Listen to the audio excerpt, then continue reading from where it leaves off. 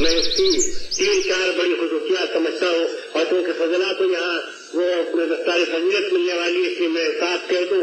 एक बड़ी खसूसियत ये है कि उसने इख्तिलाफी मसाइल, फिक्री मसाइल के बजाय तौहीद और सुन्नत पर अपनी पूरी तवज्जो मरकूज की, और ये वो विरासत है, अमानत है जो उसका शाह वलीउल्लाह देहलवी, और मैं कहने बात नहीं समझता कि शाह इस्माइल शहीद देहलवी और हजरत सैयदना सैयद अहमद शहीद के जरिए से उसको मिली, और उसको अभी तक अजीज है।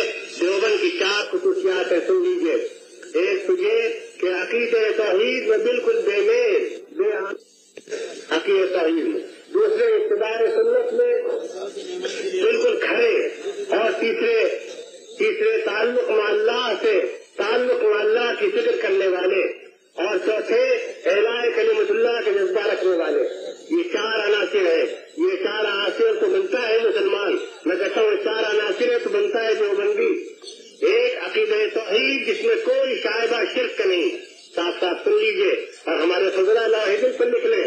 और दूसरी बात क्या है, इत्तिबाए सुन्नत का जज्बा और फिक्र।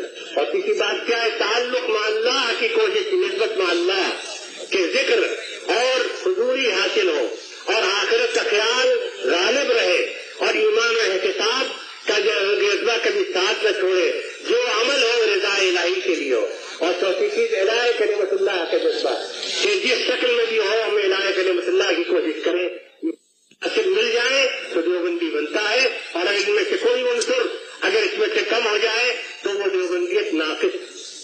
ये इसका वो समझिए शिआर है, मोटो है, जो भी आप कह लीजिए, ये है फजला देवबंद का शिआर कि वो इन 4 चीजों की ज्यादा रहे।